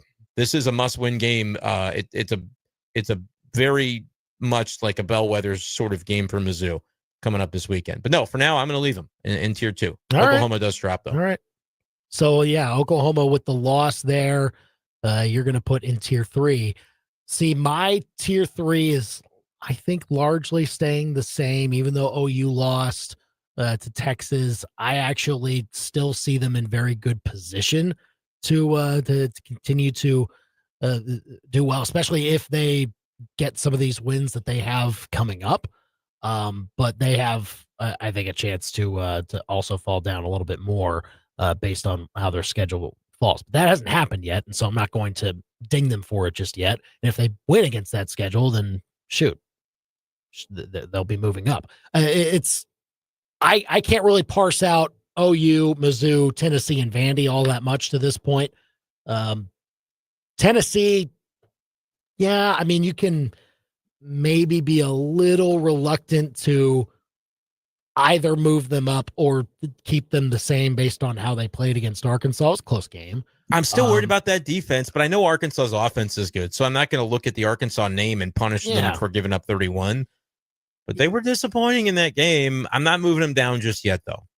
Yeah, I'll say my third tier, no teams will leave the tier. Now I got to figure out what to do with Texas, though. Texas was in my fourth tier with Auburn, South Carolina, and Florida. And those three are birds of a feather, especially off the week they just had. They all absolutely lost by double digits in games that I was hoping they would show up to play, and they just didn't quite get it done. Right. They should not be separated from each other at all. No, that's the easiest tier to come up with in the whole thing. But I also I don't see how Texas is very similar to those teams either. Oklahoma, I think it's pretty clear you move Texas up. But are they the same team as those other teams like OU and Mizzou and Tennessee and Vandy? I'm still not so sure about that either. I want to put them in their own tier, honestly. Interesting. Below those other teams? I don't. Yeah. I thought I'm being, maybe because their next loss still eliminates them. Like they're done with their next loss. Texas is it's only going to take one, and I think for those teams above them, that's not the case at least yet. I think they get maybe two more losses before you take them out of the mix. Yeah, I think that's right. I mean, OU and Vandy both have one. I'm looking at it because I have Mizzou still separated out a little bit. Mizzou and Tennessee a cut above those others, and that's probably wrong. But I'd have a very from Ole Miss almost, where I know they haven't lost, but from Tennessee, Mizzou, LSU, OU, Texas, Vandy, not a lot of differences between any of those teams. Not at all. And so I'm just giving my takes, I guess, on them at this point. Maybe the right thing is to combine them.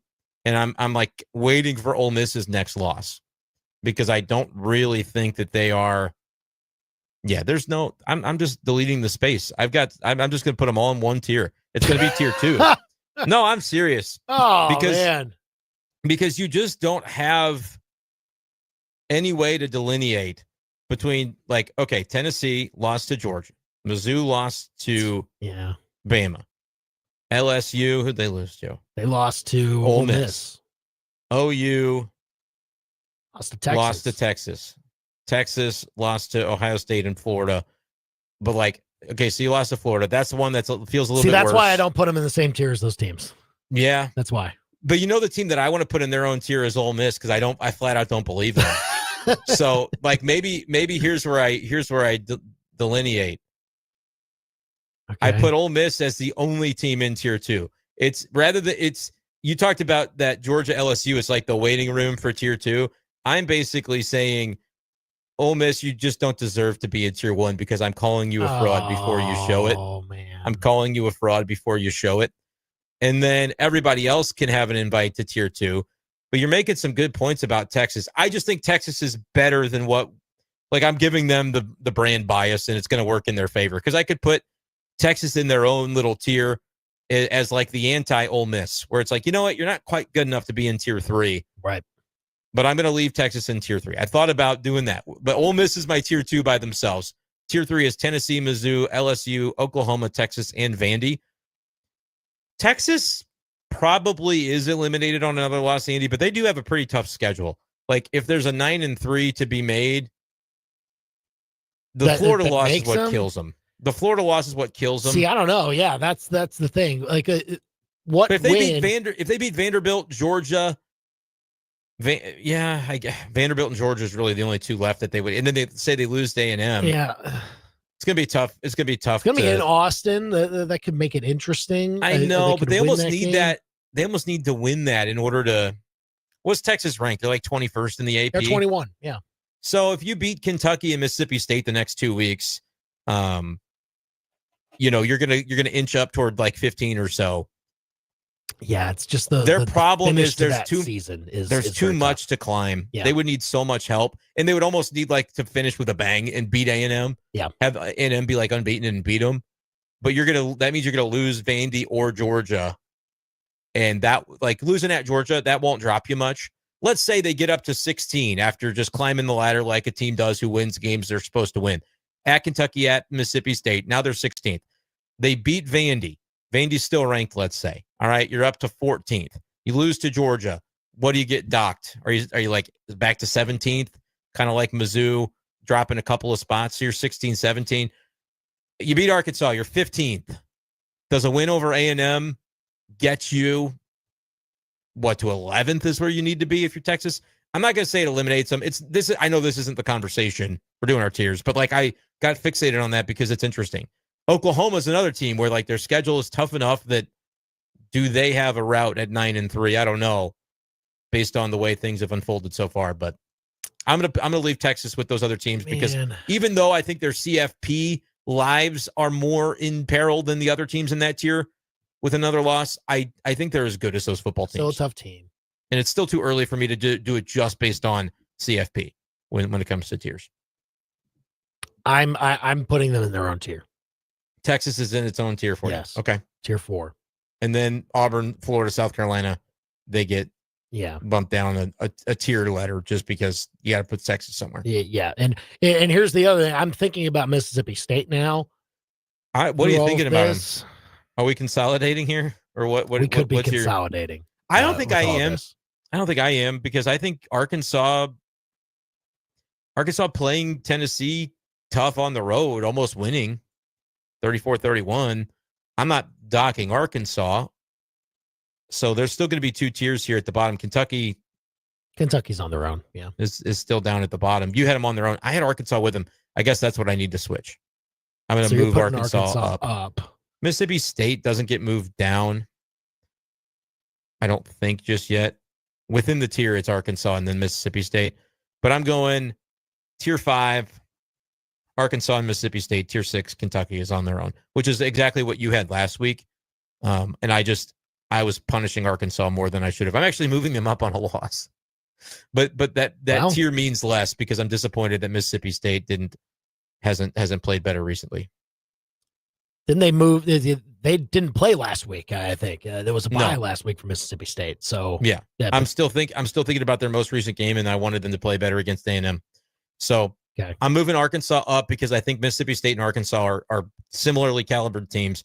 Kentucky is worse than those teams, so they're by themselves. Yeah, I'm thinking about whether I should combine that whole the 4th and 5th tier, my former 5th and 5th tiers.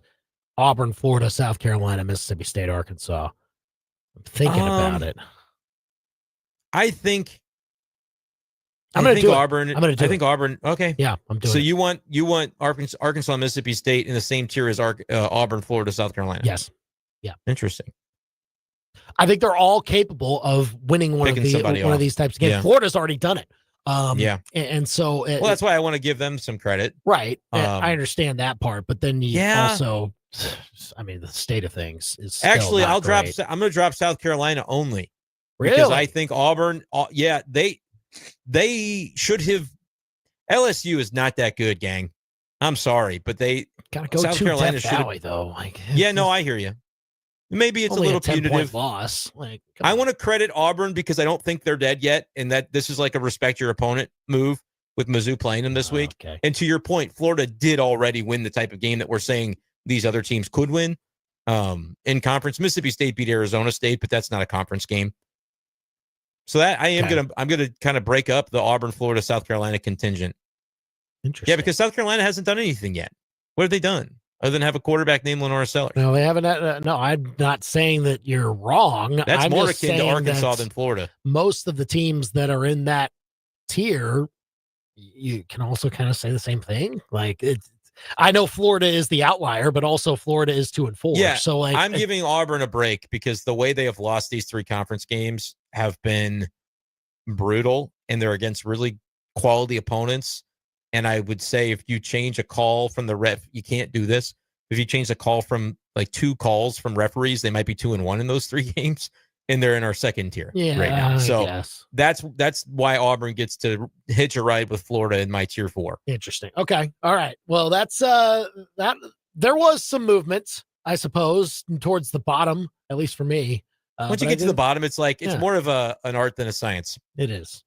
So you can tell us your art and science behind your SEC football tiers, 875-KTGR. Let's go out to the KTGR hotline here. Hello, who do we have? Yes, gentlemen. How you guys doing today? Good. How are you? Good. I am a Tennessee man, and first time calling to a Big 8 program like Missouri. Hey, we appreciate you being here. And yes, I did not stutter when I said Big 8. Okay, all right. I mean, we embrace that. That's fine. What you got? Hey, listen. Well, I was just going to say I love that environment. Seeing what you guys had against Kansas, that was great. Great rivalry we need back. Oh yeah, definitely. Like for example, I would rather watch Missouri play Nebraska than play, say, Vanderbilt. Well, or Iowa State. Yeah, that great phone trophy. Well, whatever that was, I here's the thing: they got to make Mizzou Kansas a game again. Like they've got to make that a regular thing. It's only on the books for 3 more future years, and 2 of those years don't happen until the next decade. Yeah. So yeah, that's got to happen. You're right. And that's been the problem. As someone who's got family that donate to Tennessee and family that's played at Tennessee, most people have hated all these changes that have happened. Like in terms of pretty much, I've not met a fan of any university, whether on Twitter or at games or just being a truck driver, just traveling, that likes the decisions that have been made. The decisions that have been made have been strictly for TV. It's been mainly ESPN and Fox and all of them running roughshod and deciding, you know what, we don't care about an Iowa State. We'd rather watch Oklahoma play Alabama than Oklahoma play Colorado. I think nobody cares about that on national level. Right. I will say, though, the TV numbers this weekend kind of bear out the fact that the conference matchups, more of those are pretty high powered. Yeah, and look, and I understand the sentiment too of all that, but Mizzou's now been in the SEC for a dozen years, a little more than that. So that's the game we're in, and that's as much as you do miss those old rivalries, Andy. I do think you look at it and say Mizzou's got access to the upper echelon now of college football, where if they hadn't moved when they did, I think they would have been left behind in the shuffle of a lot of what's happened since. Did what they had to do. Like, I understand that people who have followed SEC teams for much longer have a harder time trying to adjust in their brains Mizzou being an SEC team sometimes, even though they've been in it for, what is it now, 13 years, and they've been to the SEC championship game twice. Like, again, this is just the example that habits die hard in college football. Mindsets die hard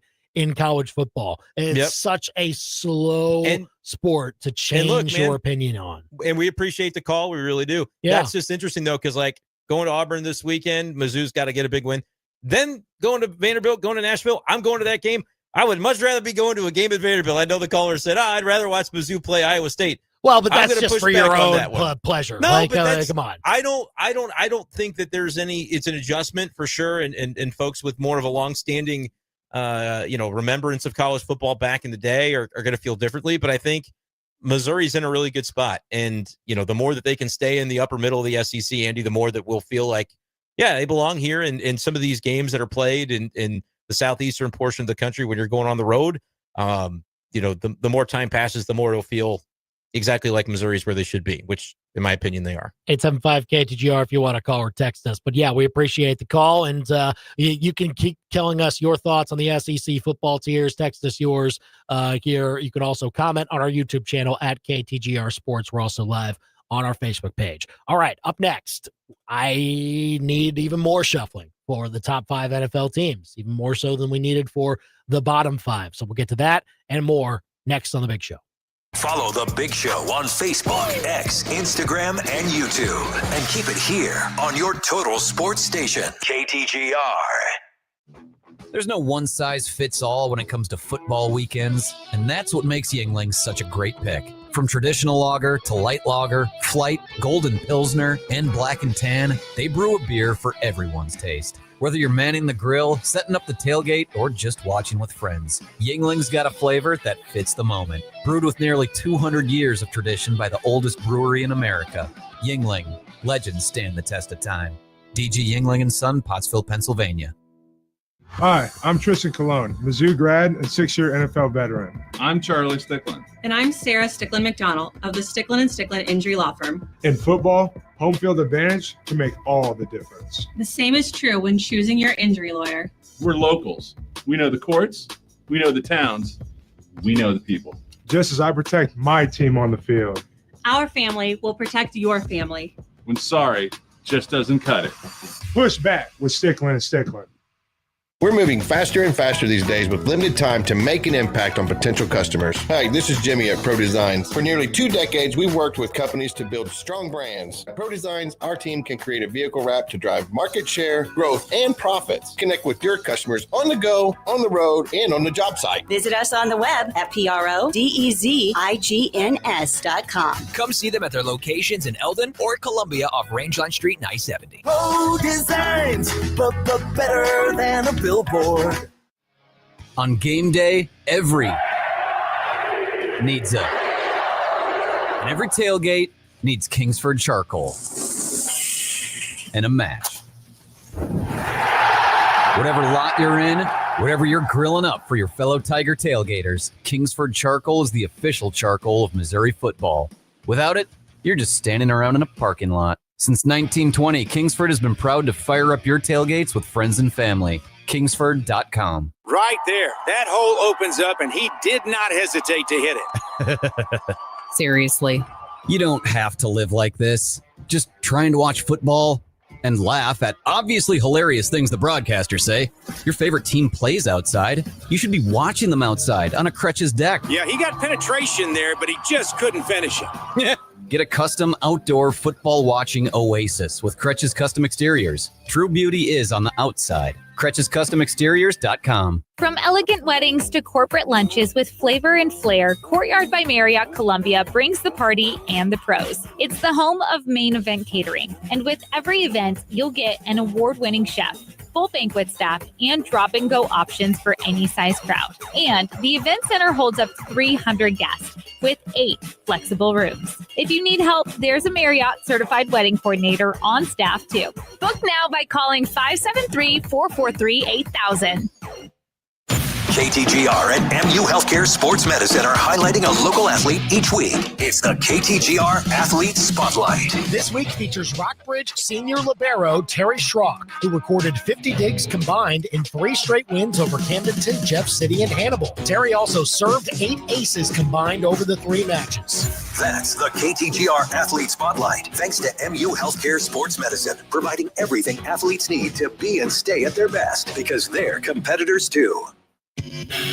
Back to more of the biggest sports stories in mid-Missouri. You've got The Big Show on the KTGR app. So how would you rework the SEC football tiers after this past weekend of football? 875 KTGR here on The Big Show with Andy and Brendan. I didn't see a reason to change much. Certainly not at the top.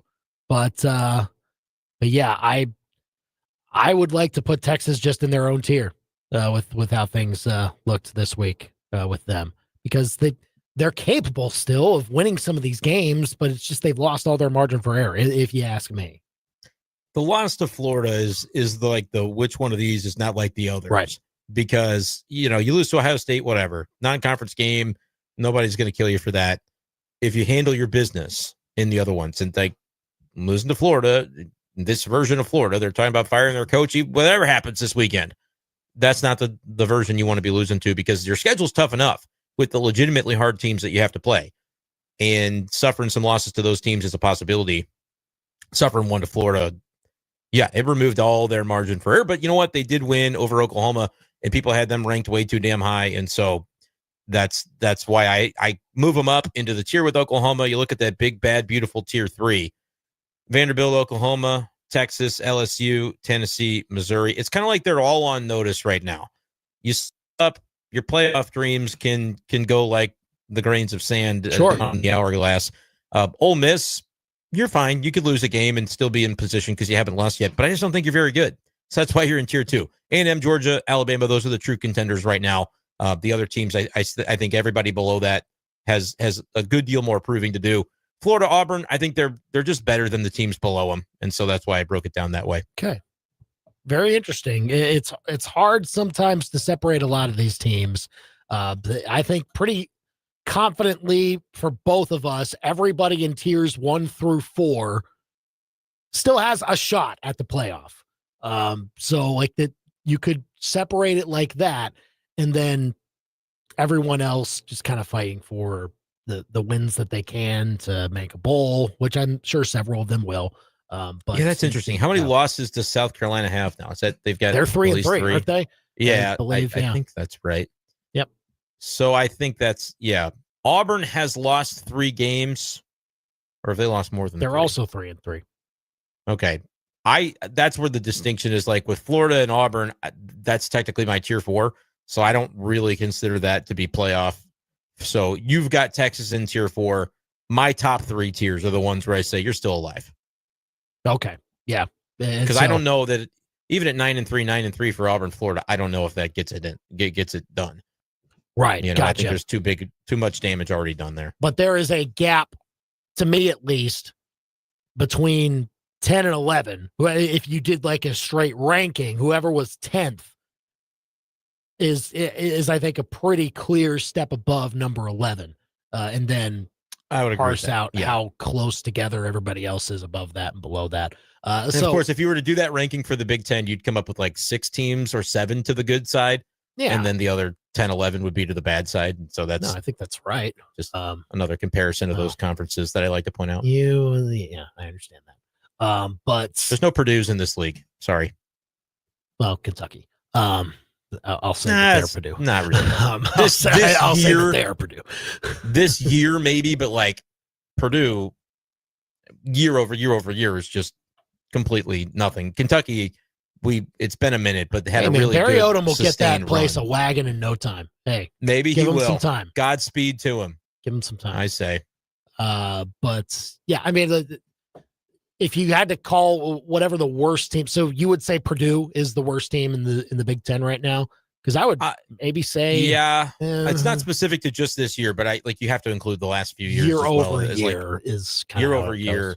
Okay, you know, Wisconsin's not good this year. Rutgers, I'm just looking at the winless teams in conference. Penn State is winless in conference. Michigan State. There's you get to Maryland. UCLA is now 2-1 in conference. Minnesota, but everybody below, I'll give Illinois a little bit the benefit of the doubt, but everybody I just listed, that's up to Iowa is and Northwestern is 2-1. They're not good either. They would fall into the bottom end of that. And so you've got probably 9 to 10 teams that are just mediocre at absolute Why best. isn't Northwestern good? Ask me that question after they've played 12 games, and then we'll see. Because they're going to beat Purdue this weekend. They essentially ended the James Franklin era. They went to Penn State 1. Yeah, Penn State has had some problems. If you haven't been, no, I understand. Still got a lot of talent though. That's a good team. Northwestern hosts Purdue this weekend. Purdue hasn't won a road game in a conference road game in 3 years. So Northwestern wins that. They're going to lose at Nebraska. They're going to lose at USC. They're going to lose hosting Michigan. Their chance for bowl eligibility is to beat Minnesota at home, and then they're going to lose at Illinois. Northwestern will top out at 6 wins. That's my prediction. All right. So all right. But a 6-win Big Ten team, that's nothing because you get to play a bunch of nobodies. We'll see. I mean, it very clearly a tier above the other conferences. Not necessarily the SEC, but I think the delineation ACC and the Big 12. Clear. Yes. Yeah. Yeah. Just because of the top teams that they have, they've got the Big Ten has. No, but I think the middle State, of that Indiana. league is still better than the middle of the leagues like the ACC and the Big 12 to me.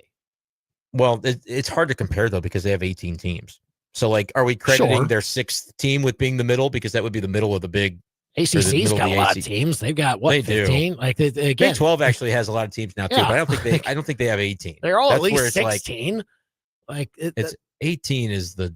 ACC has an odd number. It's either 15 or 17. I can't remember which one it is. You don't count Notre Dame. There's a lot. There's a lot to get to with them.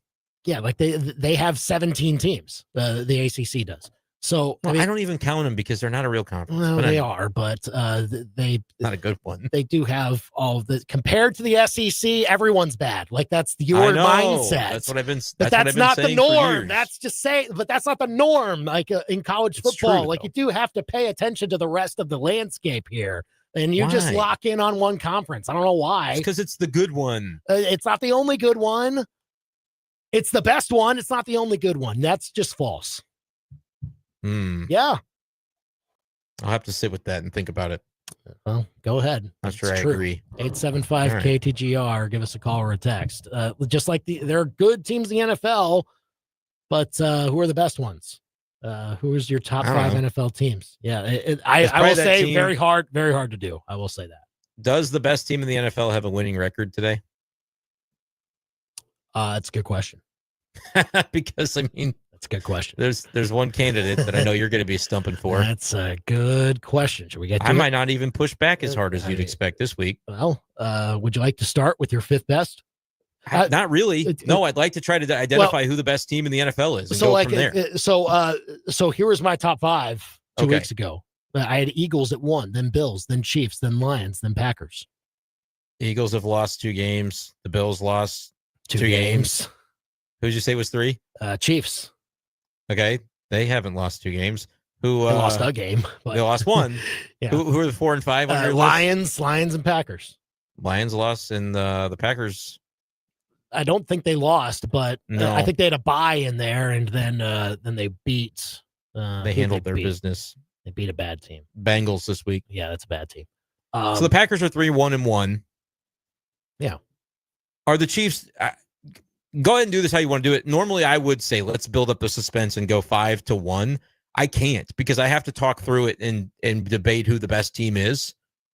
Is it just the Chiefs? Yes. We're just back to where we live. Yes, the Chiefs are number 1. The Chiefs are the best team in the NFL. It sounds ridiculous, but I think it's not ridiculous. I think it's probably right. It's not ridiculous. It's exactly Their right. offense is so good and their defense is good enough. Yeah, there will be a reckoning for the rest of the league now coming. What's their win total going to be? At the end of the season? Yeah. I mean, it could be 14. I don't think it'll be 14. 12. I'll go 12. I'll go 13. I'll give them a this is a product. But that's it's not all Chiefs. It's not all Chiefs for me. It's a product of the other teams that I thought were most defensible to put at the top having some slippage. No, that's fair. That's part of this I can acknowledge that. They just didn't take advantage of their opportunity to get the Chiefs while they were down. So for me, I put the Chiefs at the top. I have the Bucks at number 2. I'm trying to debate Bucks versus Packers. Oh, and for this, just for number being 2 in the top 5. Oh, for number 2. Okay. Yeah, one's number 2, one's number 3 for me. Okay. Yeah, that's a toughie. I'll say this: I don't have the Packers in my top 5 at all. What? No, I only had them 5 last time. Yeah, but so much has changed that like now what I was judging about the Packers has more than happened to the other teams. You know, the Eagles losing twice. No, I get that. Losing to 2 teams you didn't think were very good, Broncos and Giants. Sure. Here's how I'll starting with the Bucks though. I mean, just winning is a skill, even when you win close. Like they are actually last year's Chiefs, where they're driving down and getting the last second score, or they're hanging on by a thread to win by 5 or something like that. But that takes a tough group. That takes a well-coached group. That takes good skill positions at 2 deep. Think about the wide receivers that they've got down right now, and they're still winning. So, I mean, to me, that's the mark of a very good team. And to me, the second most impressive to this point for me in the NFL. I'm going to put the Packers at 2.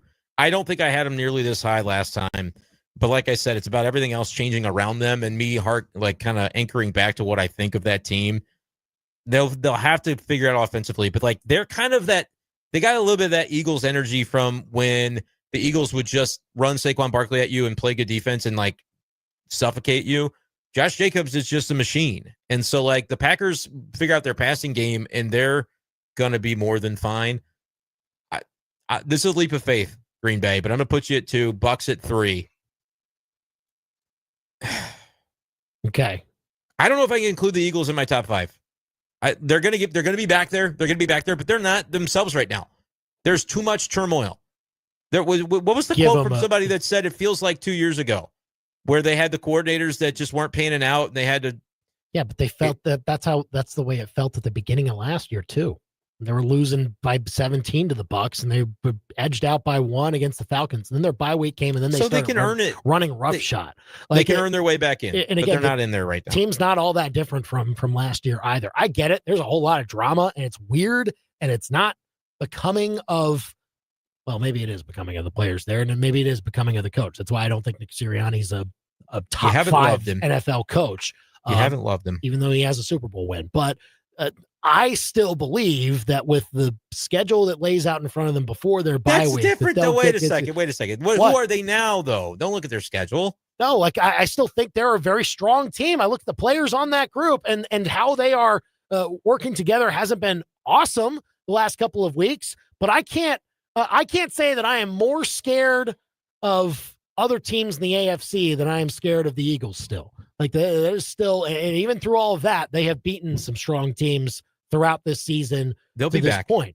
Like they'll be back. They're not in my list right now. They'll be back though. No, I understand, but I'm trying to foresee what's happening in the future here too. And I think the Eagles will still be not the best team in the AFC right now. No, but I think second best still. So are you putting them at number 3 overall? No. I am putting the Bills still at number 3.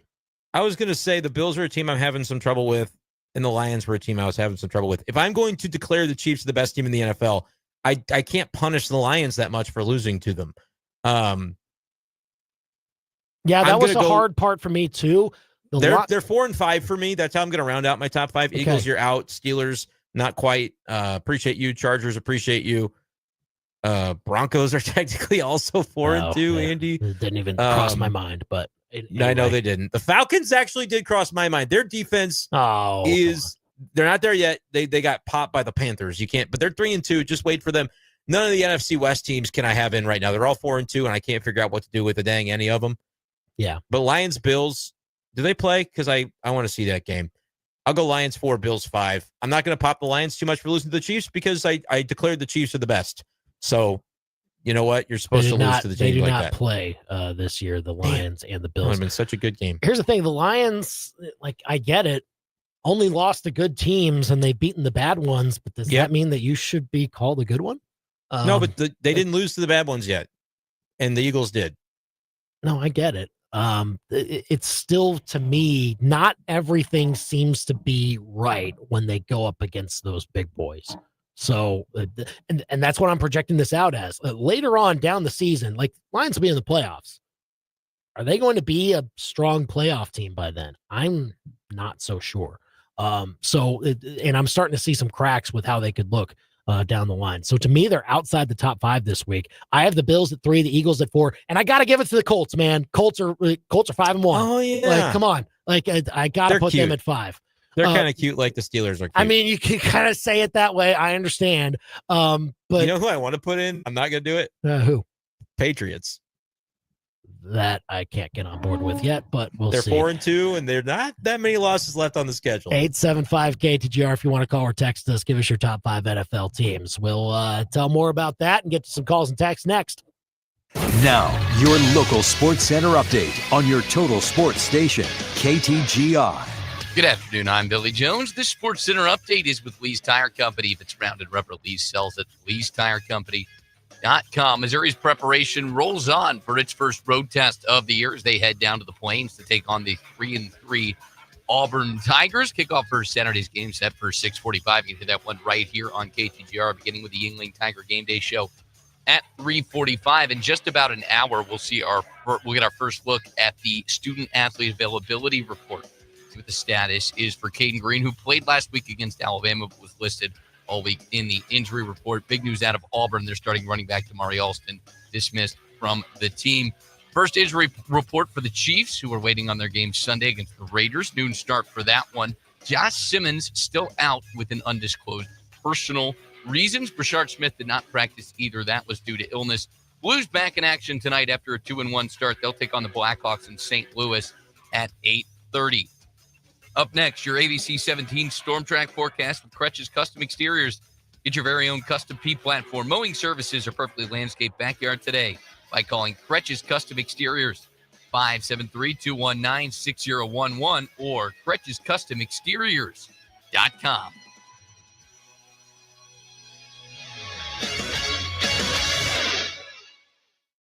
I'm ABC 17 Storm Track Chief Meteorologist Jessica Hafner. I'm tracking clear skies tonight as temperatures drop down into the low 60s. Expect another warm day tomorrow. We make it into the low 80s with mostly sunny skies. By Friday, we're into the mid 80s, but I'll be tracking storms late in the evening.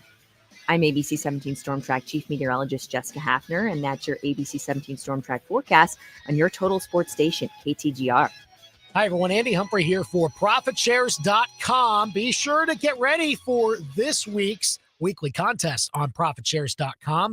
Every single week, you can enter into the Margin Madness contest. They have one for college football and for pro football. If you enter in, you can make your predictions on the full slate of games for the weekend. And the better you do, the more profit dollars that you build up. It's not real money, but it's points that you can use to redeem for gift cards or charitable donations. But there are other contests that you can enter into. You can go into the Profit Picks contest. That's where you predict how individual players will do. There's also a contest for the baseball postseason that you can try your luck in. And the best part about it, totally risk-free. You do not pay a thing. It is free to go play at ProfitShares.com. That's PROPHET shares.com. Be sure to sign up now if you haven't already, and then you can enter into those contests, compete against others, and maybe win big over at ProfitShares.com. Time is running out for the best full and part-time jobs in Columbia. Miller's Professional Imaging, the largest photography lab organization in the United States, is hiring. If you are energetic and enthusiastic,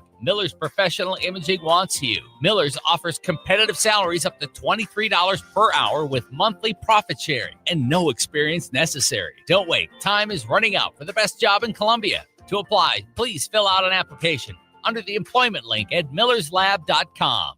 It's time to leave those regular malt beverages in the doghouse and adopt Lucky One Lemonade. Made with real vodka and real juice, Lucky One is a premium alcoholic beverage with no artificial flavors, no bubbles, and is only 100 calories. With 4 flavors, blueberry, peach, raspberry, and regular, and money from each pack sold goes to help rescue dogs find their forever home. Come taste Lucky One Lemonade at this year's Zimmer Tiger Tailgate. From backyard hangs to tailgate sips, Lucky One Lemonade is the upgrade that your cooler deserves. Shangri-La is proud to be a part of every black and gold home game this season at the Zimmer Tiger Tailgate. Swing by our tent to play games, win prizes, and hang out with Missouri's top team of cannabis aficionados. Want to join the fun? Pick up your free Tiger Tailgate tickets at any Shangri-La location. Then come find us on game day. We'll be bringing the energy, the prizes, and the community spirit that makes Tiger football unforgettable. Shangri-La Dispensaries is paradise found. ShangriLaDispensaries.com. Winter's on the way, so now's the time to plan your tree pruning. Here's why. In winter, trees are dormant, which means there's less risk of disease. Plus, without all those leaves, it's way easier to see exactly what needs trimming. The educated, licensed, insured, and experienced crew at Advanced Tree Solutions knows how to protect your trees and your wallet. But spots are filling fast, so schedule your winter pruning today at AdvancedTreeSolutionsLLC.com. Advanced Tree Solutions, LLC, your tree's best friend. You know your former golf bag? It's not just holding up the weed whacker on your garage wall. It's also holding cash. Same goes for that rowing machine you swore you'd use once. At Play It Again Sports, turn your gently used gear into money in your pocket. Bring in your old golf equipment, fitness gear, softball bats, baseball cleats, and more. Cash out and keep it or trade up to something better. Play It Again Sports in Columbia. Think of them first so you don't finish last. Play It Again Sports, ColumbiaMo.com. They can't shoot it straight on the golf course, but they can shoot straight on the biggest sports stories in mid-Missouri. Back to Andy and Brendan on The Big Show on KTGR. Got a text in from 573. This is Seamus, in fact. Number 1, Chiefs. Number 2, Lions. Number 3, Bucks. Number 4, Eagles? ? Number 5, Colts. Why am I not ready to anoint the Colts yet? What's wrong with me? It says more about me than it does them, but I'm not ready. Maybe because the wins have come against not great teams. Maybe the best win is against the Broncos, and you could argue that they maybe shouldn't have. They're an okay team, but yeah, they shouldn't have won that game. That being said, they've done it by pretty emphatic margins. Like they crushed the Dolphins and the Raiders. They crushed the Titans. Yeah. Other teams have not crushed them. They've had chances to beat other teams. Cardinals game was a little more close, but to me, again, winning's a skill. Like if the Colts, if they beat the Chargers on the road, I will capitulate because they're also going to beat the Titans the next week. So then it's like you're starting to count down that magic number pretty soon. Chiefs game will be interesting against the Colts. It's a home game. Yeah, in Kansas City. That's right before Thanksgiving, if I'm not mistaken. So yeah, that's an interesting one. Circle it, and by that time the Chiefs will be 5-4. 5-4 by then. Who are they losing to? The Bills. And then they'll have their bye. So I like that you'll at least give the Bills that little win. I don't know if the Bills can beat the Chiefs right now. Right now, no. But by the time week 9 rolls around and it's in Buffalo, the Patriots, man, your guy Vrabel put out the script, and then the Falcons kind of did a nice job to follow it the next week too. Bills have some things to figure out right now. No, for sure. They also a little banged up with injuries. It seemed that they could only rely on Khalil Shakir as like the main pass catcher, and they didn't really want to turn to anybody else in that last game. Didn't have Kincaid for the game against the Falcons. That hurt, I think. So, and then also on the defense, some stuff that you scratch your head about with how they have looked recently. So, got to get it together. But, we'll see if they can get back on track and if that week 9 game between the Bills and Chiefs, in fact, lives up to all the hype. Thanks for joining us today. Back tomorrow at 4 o'clock to talk more Mizzou, Auburn, and, of course, Chiefs taking on the Raiders this weekend. But Play Fade Eliminate as well. We've got postseason baseball tonight, 6:30. It is game 3 of the ALCS. Be sure to tune in. He's Brendan. He's producer Billy. I'm Andy. We're done for now. When you need power, reliability, and performance, there's only